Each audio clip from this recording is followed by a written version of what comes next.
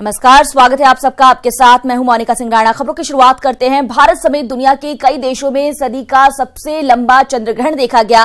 ग्रहण के दौरान चांद के पल पल रंग बदलने की घटना को लोगों ने नंगी आंखों से देखा। चंद्रग्रहण की शुरुआत शुक्रवार रात 11:54 से शुरू हुई और पूर्ण चंद्रग्रहण 1 बजे शुरू हुआ। इसके बाद 3:54 पर चंद्रग्रहण पूरा हुआ।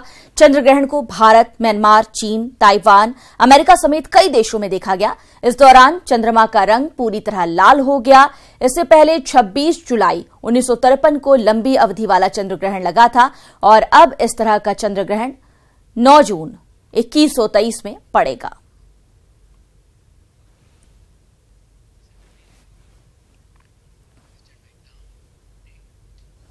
भारत के कई शहरों में सदी का सबसे लंबा चंद्रग्रहण इसे लेकर खास तैयारियां की गई थी।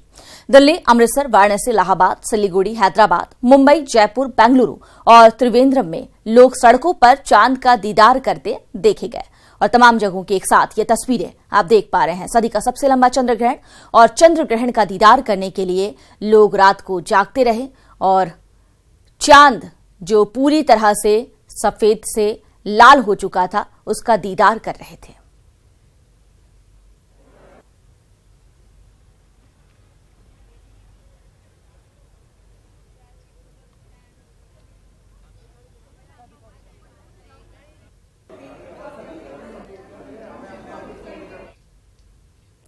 तो भारत समेत कई देशों में दिखा चंद्रग्रहण। ब्लड मून को देखने सड़कों पर लोग नजर आए। बहुत ही सुंदर दृश्य है। ये तक तो बहुत ज्यादा दिखाई नहीं दे रहा है क्योंकि क्लाउड के पीछे छिप रहा है चांद बार बार। नहीं, अभी तक तो नहीं देखा because of weather. Lunar eclipse के लिए ये सब ऐसी बातें नहीं कह सकते हम, क्योंकि लूनर इक्लिप्स तो हम नेकेड आई से देख सकते हैं। Yes guys, can we see this? तो बच्चे भी जानते हैं इस बात को कि हम लूनर इक्लिप्स को नेकेड आई से देख सकते हैं।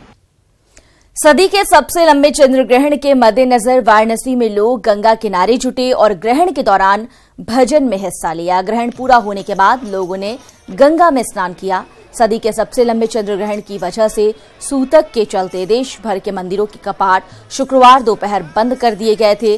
चंद्रग्रहण पूरा होने के बाद पूरे विधि विधान से मंदिरों के कपाट आज खोल दिए गए।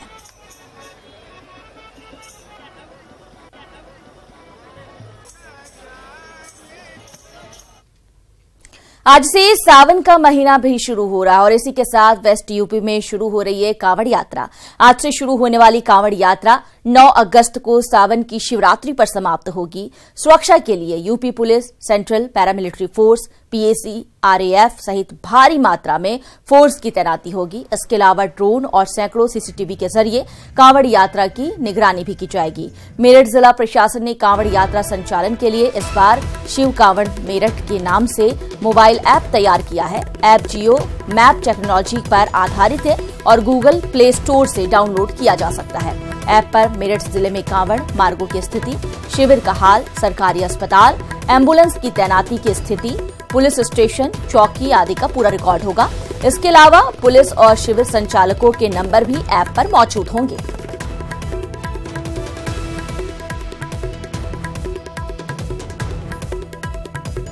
अफवाह रोकने के लिए सोशल मीडिया पर खास फोकस किया जा रहा है। आज से कांवड़ यात्रा की शुरुआत हो रही है और इसके तहत ऐप जारी किया गया है। ऐप के जरिए तमाम जो श्रद्धालु हैं वो अपने पास जानकारी रख सकते हैं।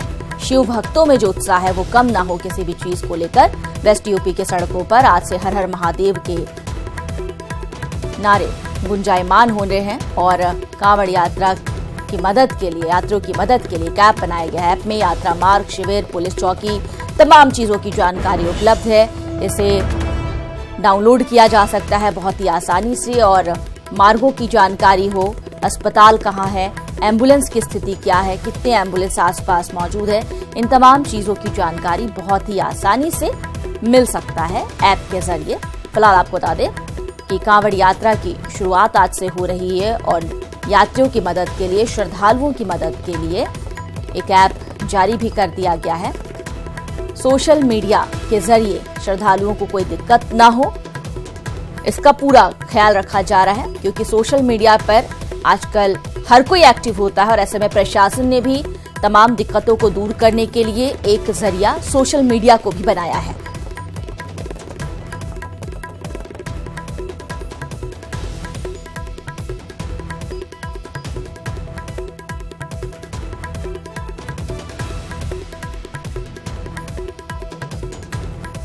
तो फिलहाल आपको बता दें कि सीसीटीवी कैमरों से नजर रखी जा रही है चप्पे चप्पे पर, क्योंकि सावन का महीना शुरू हो चुका है वेस्ट यूपी में। इसी के साथ कांवड़ यात्रा की शुरुआत हो रही है और कांवड़ यात्रा 9 अगस्त को सावन की शिवरात्रि पर इसका समापन हो जाएगा।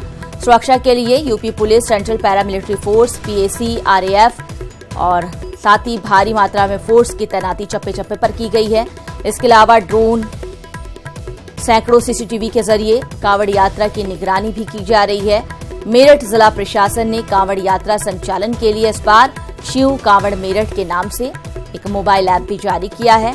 ऐप जियो पर मैप टेक्नोलॉजी पर आधारित है। ये गूगल प्ले स्टोर से इसे डाउनलोड किया जा सकता है और इसके जरिए मार्गों की स्थिति क्या है, शिविर का हाल क्या है, सरकारी अस्पताल में क्या हालात हैं, एम्बुलेंस की तैनाती की स्थिति क्या है, पुलिस स्टेशन, चौकी, तमाम चीजों का रिकॉर्ड इस ऐप में है। श्रद्धालुओं को दिक्कतें ना हो इसलिए ये ऐप जारी किया गया है, जिसके जरिए उनकी तमाम समस्याओं का समाधान हो सकता है। इतना ही नहीं, शिविर संचालक जो हैं उनके नंबर भी इस ऐप में मौजूद रहेंगे।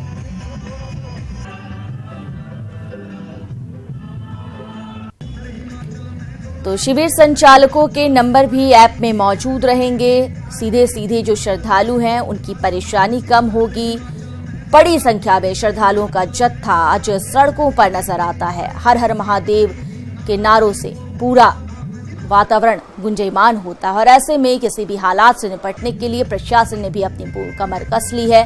सावन का महीना आज से शुरू हो रहा है और इसी के साथ वेस्ट यूपी में कांवड़ यात्रा की शुरुआत हो रही है। कांवड़ यात्रा 9 अगस्त को समाप्त हो जाएगी। सुरक्षा के लिए UP police, central paramilitary force मौजूद है। भारी मात्रा में पुलिस यहां मौजूद है। फोर्स को लगाया गया है, ड्रोन, सीसीटीवी कैमरे लगाए गए हैं ताकि हर चीज की निगरानी हो सके और किसी भी तरह से कहीं पर हालात ना बिगड़े। मेरठ जिला प्रशासन ने कांवड़ यात्रा संचालन के लिए इस बार शिव कांवड़ मेरठ के नाम से एक मोबाइल ऐप तैयार किया है।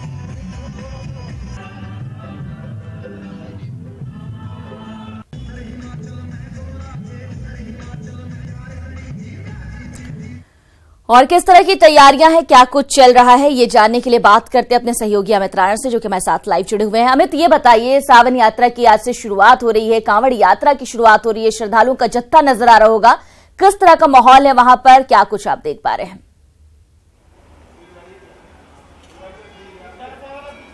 जी बिल्कुल, खासकर अगर गाजियाबाद की बात की जाए, गाजियाबाद का जो देवेश्वरनाथ मंदिर है, इसकी मान्यता ये है कि यहाँ खुद स्वयंभू शिवलिंग निकले थे। यहाँ सावन के दौरान लाखों की तादाद में श्रद्धालु रोजाना यहाँ आते हैं और यहीं से जो श्रद्धालु हैं वो कांवड़ लेने के लिए जाते हैं। ना सिर्फ गाजियाबाद बल्कि आसपास से भी लोग बाग यहाँ आते हैं और यहाँ से बाबा का दर्शन करके, यहाँ से प्रतिष्ठा करके उसके बाद दर्शन के लिए जाते हैं। ऐसे ही जो यहाँ के जो महंत हैं उनसे हम बात करेंगे, जो यहाँ के पंडित जी, उनसे बात हम करेंगे और वो बताएंगे कि हालांकि किस तरह के यहाँ के लोगों की सोच है और किस तरीके से वो बाबा के दर्शन के लिए आते हैं। मैं जानना चाहूँगा कि किस तरह के लोग बाग यहाँ मतलब आते हैं और बाबा के लिए क्या क्या उनकी कामनाएं।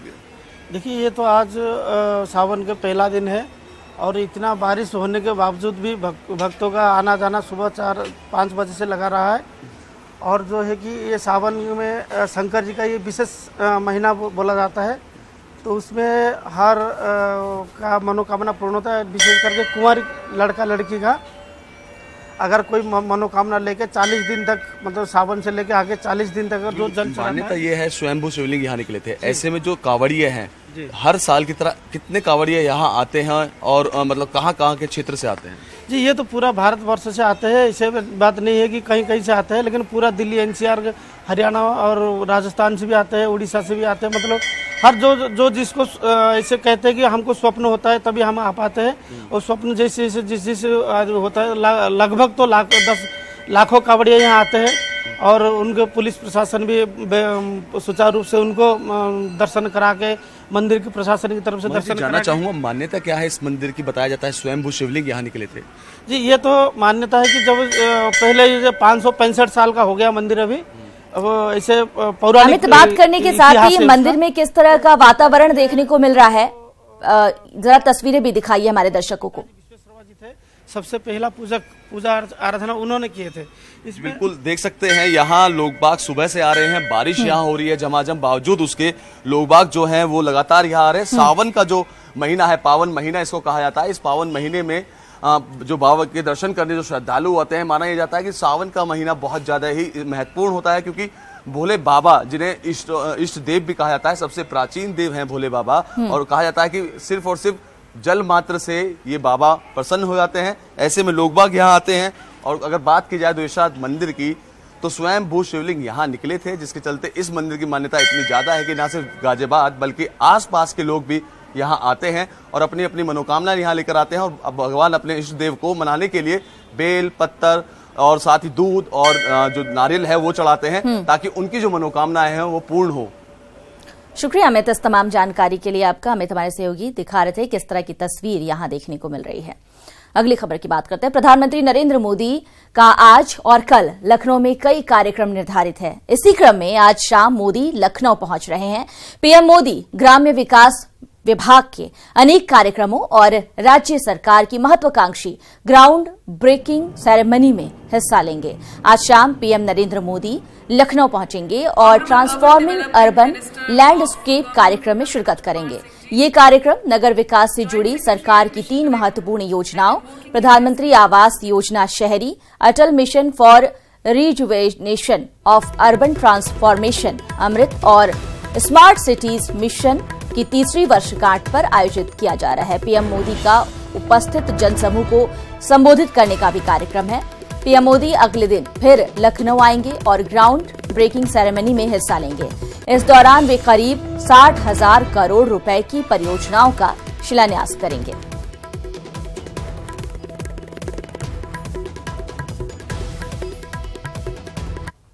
समिट के दौरे के लगभग 6 महीने के बाद प्रधानमंत्री नरेंद्र मोदी एक बार फिर लखनऊ के दौरे पर रहेंगे। शाम 4:30 बजे लखनऊ के चौधरी चरण सिंह हवाई अड्डे पर उतरने के बाद वो सीधे लखनऊ के इंदिरा गांधी प्रतिष्ठान में पहुंचेंगे, जहां पर स्मार्ट सिटी योजना की 26 और प्रधानमंत्री आवासीय योजना के 11 योजनाओं का वो शुभारंभ करेंगे। इसके साथ ही 5 जिलों के लाभार्थियों से वीडियो कॉन्फ्रेंसिंग की जाएगी और कुछ लाभार्थियों को लखनऊ में ही चाबी भी सौंपी जाएगी।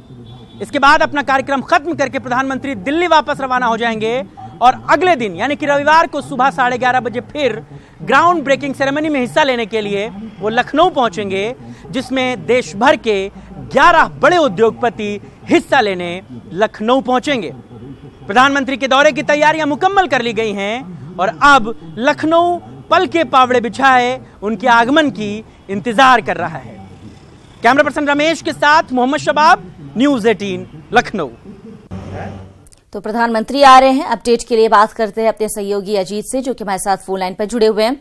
अजीत, एक बार फिर से प्रधानमंत्री उत्तर प्रदेश के दौरे पर आने वाले हैं। इस दौरे को किन मायनों में खास माना जा रहा है?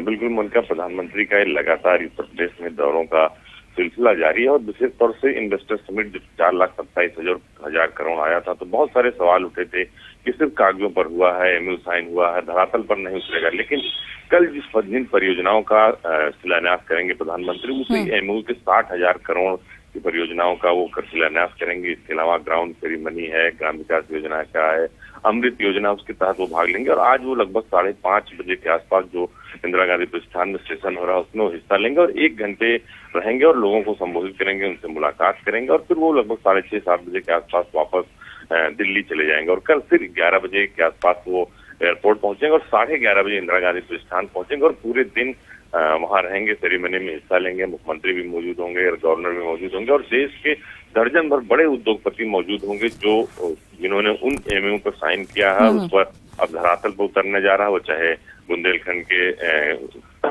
की बात हो जहां सेना का कॉरिडोर बनना है और बहुत सारी योजनाओं का मसला है। लगभग 37 परियोजनाओं का लोकार्पण करेंगे प्रधानमंत्री और पूरे दिन यहाँ लोगों से मिलेंगे, किसानों से मिलेंगे, लाभार्थियों को चाबी सौंपी जाएगी। अजीत, इसके साथ ही प्रधानमंत्री लोगों को संबोधित करके उपलब्धियां भी गिनवाते नजर आएंगे। बिल्कुल, वो पूरी उपलब्धियां नजर आएंगी। ये सब जो हो रहा है, मुनका आपको बता दें कि 2019 प्रधानमंत्री के भी जहन में है, मंत्री के भी जहन में, क्योंकि उन्हें पता है कि 2019 की तैयारी के लिए हमें कुछ करना होगा, कुछ दिखाना होगा। उत्तर प्रदेश में जिस तरह गठबंधन, महागठबंधन सामने है, चुनौतियां दे रहा है, गोरखपुर, फूलपुर, कैराना का परिणाम भी आ चुका है, तो बहुत सारी चीजें हैं जिसको लेकर सरकार, संगठन और आरएसएस तीनों अपनी रणनीति तैयार कर रहा है। और यही कोशिश है कि हम विकास योजनाओं को, विकास की जो गति है उसको भी जनता के बीच ले जा सकें कि भाई हमारे पास सिर्फ और मुद्दे नहीं है, हम विकास भी कर रहे हैं, उत्तर प्रदेश में रोजगार भी दे रहे हैं, उत्तर प्रदेश के लोगों को घर भी दे रहे हैं, उनको बिजली भी दे रहे हैं, उनको पानी भी दे रहे हैं। बहुत सारी कोशिश प्रधानमंत्री की तरफ से की जा रही है और उसी के फलस्वरूप दो दिन प्रधानमंत्री, बिल्कुल, और ये दौरा काफी अहम भी हो जाता है। बहुत बहुत शुक्रिया अजीत इस तमाम जानकारी के लिए आपका। और इसी के साथ यूपी में प्रधानमंत्री मोदी के बढ़ते दौरों से कांग्रेस परेशान हो गई है। लिहाजा कांग्रेस ने पीएम के लखनऊ दौरे के जवाब में वाराणसी से बड़े हस्ताक्षर अभियान का ऐलान किया है। इस अभियान को सफल बनाने की जिम्मेदारी यूथ कांग्रेस को सौंपी गई है। यूथ कांग्रेस प्रधानमंत्री के गढ़ से ही उनके खिलाफ हस्ताक्षर अभियान की शुरुआत कर रही है। 29 जुलाई को होने वाले इस अभियान के जरिए कांग्रेस 8 बिंदुओं पर वाराणसी की जनता के बीच में जाएगी। कांग्रेस के नेताओं का कहना है कि जब तक यूपी की कानून व्यवस्था नहीं सुधरेगी तब तक उद्योगपति यहां निवेश करने में सहज महसूस नहीं करेंगे। सरकार चाहे जितने एनकाउंटर करा ले, चाहे जितने लोगों की हत्या करा दे, लेकिन जब तक प्रशासन का भय नहीं होगा तब तक कुछ नहीं हो सकता। प्रधानमंत्री के लगातार यूपी में बढ़ते दौरे शायद कांग्रेस को रास नहीं आ रहे। यही वजह है कि जब प्रधानमंत्री 29 तारीख को लखनऊ में होंगे, ठीक उसी वक्त वाराणसी में यूथ कांग्रेस प्रधानमंत्री मोदी और मुख्यमंत्री योगी के खिलाफ हस्ताक्षर अभियान छेड़ेगी।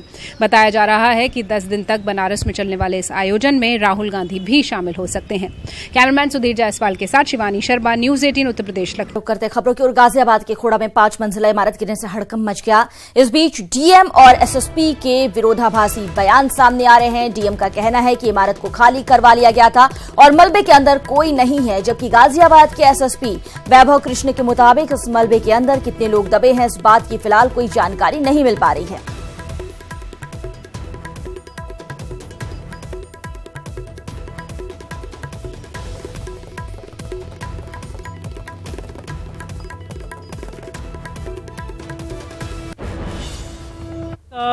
बिल्डिंग खोड़ा में गिरने की सूचना प्राप्त हुई थी, तो मौके का अभी देखा गया है। ये बिल्डिंग पहले से ही कुछ जर्जर हालत में थी। लगभग 8-10 साल पुरानी ये बिल्डिंग है, उससे भी ज्यादा पुरानी बिल्डिंग है। और इसमें पहले एक कपड़े का शोरूम चलता था, तो कुछ दिन पहले इसमें एक क्रेन भी अंदर घुस गई थी, जिसकी वजह से बिल्डिंग की हालत और खराब हो गई थी। उसी वजह से ये बिल्डिंग ऑलरेडी इवैक्यूएट करा दी गई थी, तो खाली बिल्डिंग थी, कोई इसमें हताहत नहीं है। और बहरहाल एनडीआरएफ की टीम और सभी लोग, हमारे क्रेन्स और जेसीबी मौके पे हैं और मलबा क्लियर कराया जा रहा है। तो ये स्पष्ट कर दें कि बिल्डिंग खाली थी और इसमें कोई हताहत होने की सूचना नहीं है। इस मुद्दे पर बात करते हैं अपने सहयोगी कुणाल से, जो कि हमारे साथ लाइव जुड़ गए हैं गाजियाबाद से। कुणाल, एक तो प्रशासन की लापरवाही हर स्तर पर देखने को मिलती है और अब जब डीएम और एसएसपी के बयान सामने आए, दोनों विरोधाभासी है। क्या कुछ घटनास्थल पर देखने को मिल रहा है और ये जो अलग अलग बयान 2 अधिकारियों की ओर से आए हैं, इस पर क्या कहा जा रहा है?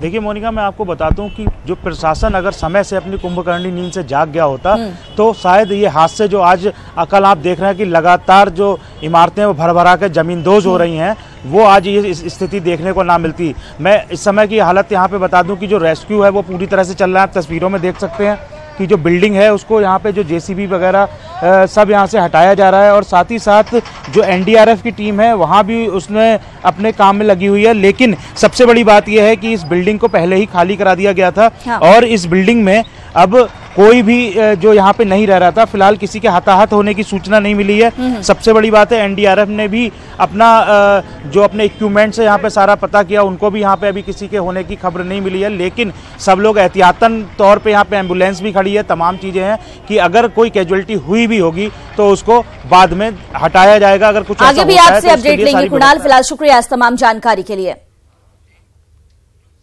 इसी के साथ बुलेटिन में फिलहाल के लिए बस इतना ही।